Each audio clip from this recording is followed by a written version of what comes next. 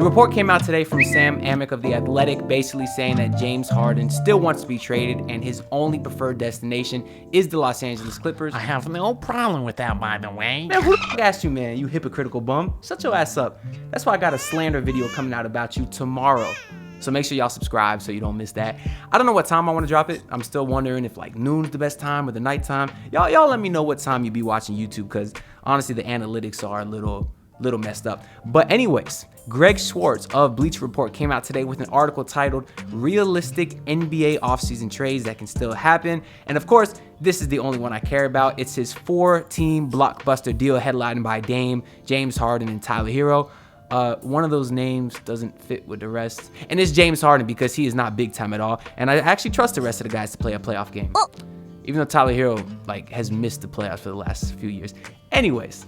Now, I didn't make this trade, okay? I wanted to get that out there. So if you don't like it, save your hate for Greg Schwartz. Well, I shouldn't be saying that. I'm sure he's a nice guy. I have no idea about him.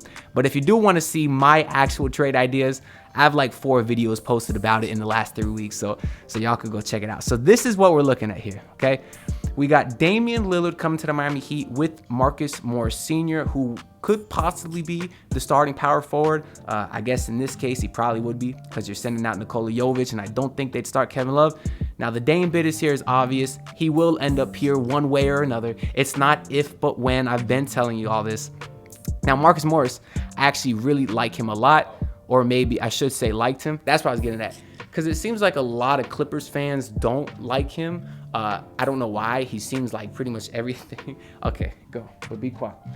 He seems like everything you'd want in a starting power forward, a guy that could switch on defense, a guy that can hit the three, a guy that's tough. All things that I think fit the Heat system very, very well, particularly the way that Spoelstra likes to switch everything. I think Morris fits in perfectly with that. And then obviously he can stretch the floor, which really helps your non-3-point threats like Jimmy, like Bam. So I like him a lot. We know he likes Miami. Obviously his brother Markieff was here for a little bit. And I also know that they enjoy the city a lot. They actually spend a lot of time down here. I ran into both of them one time at the basketball gym down in Deerfield. I was just down there hooping, and sure enough, these 2 tall twins walk in. It's the Morris twins, and they were nice guys. They're really, really dope. So I do like this aspect from Miami. Why Clippers fans don't like him, I'm not entirely sure. His numbers last year were decent, only 42% from the field, but about 36% from 3. So I think he'd be a really solid piece on this team. Now, on the Trailblazers side, they're getting the expiring contracts of Kyle Lowry, Nick Batum, and then some salary filler with the guys that you see below. Except they do get our guy, Nikola Jovic, who has obviously been balling in the Summer League. I don't think he's been getting enough credit as an asset as he should be, because everybody's looking at this Miami package saying they have nothing to offer. They got some nice young pieces. And if you throw in Nikola Jovic, I think he's the guy that could potentially be a very, very good starting player in this league one day. And then, of course, they're getting the 4 first-round picks, 2 from Miami, 2 from Philly. Quite honestly, I think this is the best possible deal that Philadelphia could expect to get for Damian Lillard. I don't think they should be complaining about this, but I'm sure I'll have some Blazers fans in the comments saying, why would we want Kyle Lowry? We already got a bunch of guards. You're not trying to win, okay? This is a rebuilding trade. Your goal is to develop the young guys. You got some expiring deals, so you're going to get off a lot of that money, and you got 4 first-round picks, which is pretty comparable because I think KD got around 5. And don't bring up Rudy Gobert because and don't bring up Rudy Gobert because that guy is a bum, the GM. And Rudy Gobert, they're both bums. The Clippers, they go ahead and they land James Harden and PJ Tucker. I guess PJ is a guy that could start for them. He was still relatively decent last year with Philly. And then they get their guy, James Harden. Why they'd want James Harden, I don't know. On paper, I think it's a great fit. You know, you get the big 3 of him and Paul George and, of course, Kawhi. But when it comes to the playoffs and Kawhi and Paul George aren't healthy and James Harden is choking again, then what exactly do you have? I'd say nothing. But hey, a lot of people still value James Harden. I don't. They get their guy. And the Philadelphia 76ers replace him with Tyler Herro, Robert Covington, Caleb Martin, and for some reason, they're making Miami throw in 2 second-round picks. Now, I do like the idea of Tyler Herro in Philly. I think he could work very well with a guy in Joel Embiid as far as a spacer, you know, a guy that Joel Embiid can score a lot inside. Of course, you got Tyler Herro outside, and I think their 2-man game has some potential. We saw the two-man game of Herro and Tyler pick up a little bit. They don't operate a ton in the pick and roll, but sometimes they do. I think that's something that they were working on. I think it's something they got better at. And I do think that is the next stage in Tyler Herro's development, is this kind of facilitator role. And being with Joel Embiid should only help that. Now, personally, Greg, I'll give it to you. I really don't think this is a bad trade. Now, ideally, I've been saying that I hope Miami can get away with trading one of the three following players. Obviously, Jovic, Caleb Martin, and Jaime Jaquez Jr. Now, I would certainly give up 2. I wouldn't give up 3 just because I believe Miami has leverage. Now, if this was a different spot where there was a bunch of other teams bidding, I certainly would give up 3. I'm not one of those teams. Hold on. Stop the video. You think that you can guard me? That is crazy. Listen, if I make the shot right now, subscribe, like the video. Helps your boy out a lot. Let's get it. Cash money. Leave a like down below. I do appreciate it. It's saying, oh no, you can't trade Jovic, can't trade Jaime, can't trade Caleb. Guys, you're getting Damian Lillard, one of the greatest players of all time, and you'd be trading 2 rookies. One of them who barely, or not 2 rookies, but you get what I'm saying. Jovic barely played last year. Jaime is obviously a rookie. And then you got Caleb Martin, who you basically picked up out of nowhere just 2 years ago. And yes, as amazing as he was last year, I think you can find another undrafted free agent who can provide a similar role as him. Maybe not to the extent that he did, because of course he was dropping 20 points per game in the Eastern Conference Finals. Should have won the Eastern Conference Finals MVP. I absolutely love Caleb Martin. Don't get me wrong. But I think you can find someone with a similar skill set as him. And even if they're not as good, getting Damian Lillard makes all of it worth it. There's some guys out there that are just worth it. Kevin Durant, he's one of them. Bradley Beal, he is not one of them. But Damian Lillard is one of those guys, and I give up everything you have outside of Jimmy and Bam to get him. And if that's what it takes, I would do it. Now, I don't even think they'd have to give up 2 of those 3 because of how much leverage they have. And don't even bother commenting saying Portland has all the leverage they got Dame for 4 years. I'm tired of explaining why that's just inaccurate, okay?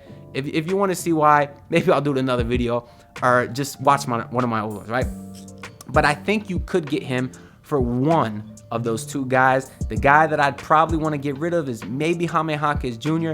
At first, I was leaning toward Nikola Jovic just because I thought Jaime was more ready because of his size. But certainly, everything we've heard about Nikola Jovic's physical growth has been true. He certainly looked like he has an NBA-ready body now, and he certainly looks a step better than everybody else out there in Summer League, which gives me some confidence that he can contribute on an NBA team. Now, he may start out of necessity. I'm not sure if he's a starter level player yet, but I do think he can get there one day, and I think he can be a contributor on a good team right now. So I would rather keep Nikola Jovic, and Caleb Martin is a lock for me. I understand that, like if I'm talking again, if I had to pick between which one of those 3 guys I would trade, Caleb Martin's the guy that I would want to keep over all of them. That's why actually in this trade in particular by Greg, I would rather throw in Jaime and keep Caleb Martin. I know the numbers would be a little bit different there, but they have some other salary filler. Like the Heat just signed Hayward Highsmith today. They could use his contract and salary, but I would rather keep Caleb Martin because to me, you're going to need some guys on good value contracts. When you got 3 very high paid players in Dame, Jimmy, Bam, you're going to need those value contracts to fill in the rest of the roster. And Caleb Martin has arguably the best contract in the league. You're talking about a guy that's only going to make $7 million next year with his skill set. Now, I know I just said I would trade him for Dame if I have to, but my point is I don't think you have to. So that's the guy that I would want to keep. He is too good, and his role would be too perfect on this team for what they'll need. As far as a wing defender, a point of attack defender, a guy that can stretch the floor, a guy that could attack the basket, and a guy that could score off the bench if your starters are out. He really does that all at a decent enough level. That's the guy that I want to keep. Now, the downside, of course, is he has a player option after this season. It's $7 million again. The following season, of course, he's going to opt out of that if everything goes according to plan because he can make a lot more money on the open market. So you'd basically just be getting Caleb for 1 year.